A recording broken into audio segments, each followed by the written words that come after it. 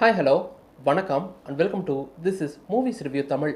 இந்த மூவி ரிவ்யூவில் 2024 ஒரு நெட்ஃப்ளிக்ஸில் தமிழ் டப்போட ரிலீஸ் ஆகிருக்க டேம்செல் இந்த மூவியோட ரிவ்யூ பற்றி தான் பார்க்க போகிறோம்.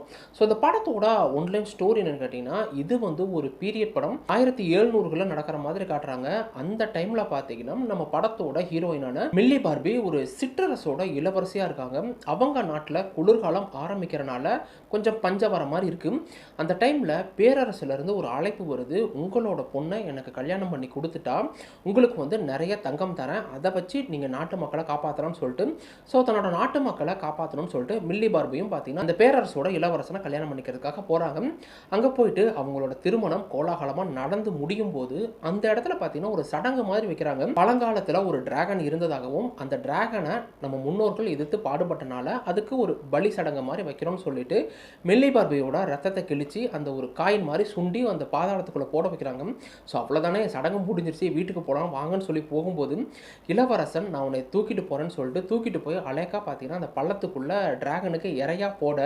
இதுக்கப்புறம் இந்த கதையில் நடந்த சுவாரஸ்யங்கள் என்ன, அந்த பேரரசு கல்யாணம் பண்ணி இளவரசிகளெல்லாம் இப்படி தான் போடுறாங்களா, இதுக்கு பின்னாடி இருக்க காரணம் என்ன, மில்லி பார்பி அந்த டிராகனை எதிர்த்து சர்வைவ் ஆனாங்களா, இதுதான் இந்த படத்தோட மொத்த கதையே. இந்த படம் பார்த்தீங்கன்னா நெட்ஃப்ளிக்ஸில் தமிழ் டப்பிங் கூட ரிலீஸ் ஆயிருக்கு. உங்களுக்கு இந்த மாதிரி ஃபேரி டைல் ஃபாக்லோர் படங்கள்லாம் பிடிக்கும்னா கண்டிப்பாக இந்த படத்தை செக் பண்ணி பாருங்கள். இந்த படத்தோட மிகப்பெரிய பாசிட்டிவ்னு பார்க்கும்போது கண்டிப்பாக மில்லி பார்பி தான். ஏன்னா இந்த படத்தை மொத்த படத்தையுமே பார்த்தீங்கன்னா சிங்கிள் ஹேண்டடாக தன்னோட தோளில் சுமந்துட்டு போயிருக்காங்க. இந்த படம் என்னதான் கொஞ்சம் ஃபெமினிசம் பேசினாலும் படத்தில் நீங்கள் மில்லி பார்பி இல்லாத சீன்னே சொல்ல முடியாத அளவுக்கு எங்கே பார்த்தாலும் அவங்க மட்டும்தான் இருக்காங்க.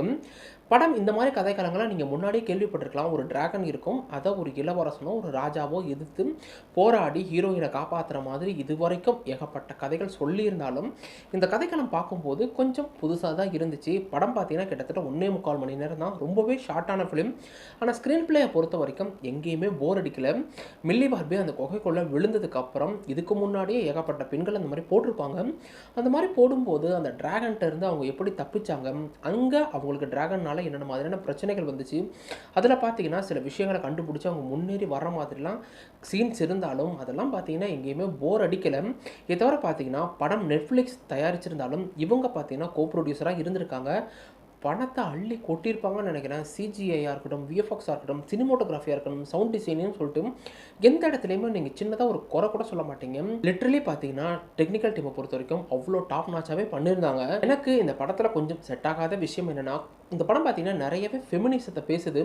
படத்தில் பார்த்தீங்கன்னா ஆண்களே ஒரு 2-3 பேர் தான் வருவாங்க. அவங்க அப்பா இந்த இவ்வளோ கல்யாணம் பண்ணிக்க போகிற இளவரசன்னு சொல்லிட்டு. இதை தவிர பார்த்தீங்கன்னா அந்த பேரரசியோட ஹஸ்பண்டாக ஒருத்தர் வர்றாரு. இவங்க எல்லாமே கெட்டவங்கன்ற மாதிரியும் உமன்ஸ் எல்லாருமே நல்லவங்கன்ற மாதிரியும் கொஞ்சம் இந்த படம் பார்த்தீங்கன்னா பெண்ணியத்தை பேசி தான் இருக்குது. அது பேசுகிறது தப்பு இல்லை, இருந்தாலும் கொஞ்சம் ஓவர் டோஸாக போயிடுச்சோ அப்படின்ற ஒரு ஃபீல் வந்துச்சு. இதை தவிர அந்த டிராகன் பார்த்தீங்கன்னா பேசுகிற மாதிரிலாம் காட்டியிருப்பாங்க. அதெல்லாம் பார்த்தீங்கன்னா ஓரளவுக்கு டீசெண்டாகவே ப்ரெசென்ட் பண்ணியிருந்தாங்க. மொத்தத்தில் இந்த டேம்செல் எப்படி இருக்குன்னு கேட்டிங்கன்னா, பழங்காலத்தில் ஒரு டிராகன் இருக்கும், அதை எதிர்த்து அரசனோ இல்லை பேரரசோ போராடி தன்னோட மக்களை காப்பாற்றும் அப்படின்ற அந்த ஒரு கதைக்களத்திலிருந்து மாறி ஒரு இளவரசி அந்த டிராகனை எப்படி பீட் பண்ணி வெளியே வந்தான்றத கதைக்களமாக இவங்க அமைச்சிருக்காங்க. படம் பார்த்தீங்கன்னா கிட்டத்தட்ட 1.25 மணி நேரம் தாங்க இருக்குது. ரொம்பவே ஷார்ட்டான ஃபிலிம். ஆனால் ஸ்க்ரீன் பிளே பார்த்தீங்கன்னா எந்த இடத்துலையுமே போர் அடிக்கலை. இந்த படம் பார்த்தீங்கன்னா நெட்ஃப்ளிக்ஸ் கீழே தமிழ் டப்பிங்கோடு அவைலபிளாக இருக்குது. ஸோ நெட்ஃப்ளிக்ஸ் எடுக்குதுன்றப்ப டெக்னிக்கல் டீமை பொறுத்த வரைக்கும் நீங்கள் எங்கேயுமே குறை சொல்ல முடியாது. காசை வாரி அள்ளி கொட்டியிருக்காங்க. இதை தவிர படத்தோட மிகப்பெரிய பாசிட்டிவ்னு பார்க்கும்போது மில்லி பார்பி தான். ஒட்டுமொத்த படத்தையும் பார்த்தீங்கன்னா தன்னோட தோளில் சுமந்துட்டு போகிறது அவங்க தான். அவங்க இல்லாத நீங்கள் ஒரு சீன் கூட சொல்ல முடியாது. அந்த அளவுக்கு மில்லி பார்பி டாப் நாச்சாக ஆக்ட் பண்ணியிருக்காங்க. இந்த படத்தை பேஸ் பண்ணி இன்னும் 2-3 படங்கள் வருது. இது வந்து ஒரு பார்த்தீங்கன்னா ஒரு ஃப்ரான்ச்சைஸாக அமைக்கலாம்னு சொல்லிட்டு ஒரு கேள்விப்பட்டேன். அது எந்த அளவுக்கு கொண்டு போகிறாங்கன்னு தெரில. படம் ஆகா ஓகான் இருக்கான்னு கேட்டிங்கன்னா அப்படியும் இல்லை, அதுக்குன்னு படம் முக்கியமும் இல்லை. இடையில பார்த்தீங்கன்னா ஆவரேஜாக இருக்குது. ஓடிடிக்கு ஓகேங்க, தாராளமாக ஓடிடிக்கு நீங்கள் கொடுக்கக்கூடிய அந்த 1.25 மணி நேரத்துக்கு உங்களை எந்த இடத்துலையுமே பார்த்தீங்கன்னா இந்த படம் டிசப்பாயின்மெண்ட் பண்ணாது. படத்தில் பார்த்தீங்கன்னா எந்த ஒரு அடல் கண்டென்ட்டும் இல்லை. ஸோ ஃபேமிலியோட நீங்கள் தாராளமாக பார்க்கலாம். பிக் ஸ்க்ரீனில் பார்க்கும்போது அது கொடுக்கக்கூடிய எக்ஸ்பீரியன்ஸே வேறு லெவலில் இருக்குது. ஸோ வாய்ப்பு கிடைச்சா ஒன் டைம் பாருங்கள். நீங்கள் கொடுக்கக்கூடிய அந்த 1.25 மணி நேரத்துக்கு கண்டிப்பாக என்டர்டெயின்மெண்ட்டாக இருக்குன்றதுல எந்த ஒரு சந்தேகமும் இல்லை. இந்த வீடியோ பிடிச்சதை வீடியோக்குள்ளே கொடுத்துருங்க, சப்ஸ்கிரைப் பண்ணுறதுல பக்கத்தில் இருக்க அந்த பெல் ஐக்கனை கிளிக் பண்ணிக்கங்க. இன்னொரு வீடியோ வந்து பார்க்குறேன். அது வரைக்கும் என்ன, கராராக இருங்க, உஷாராக இருங்க. எப்போவுமே மூவிஸ் ரிவ்யூ தமிழ் பார்த்துட்டே இருங்க.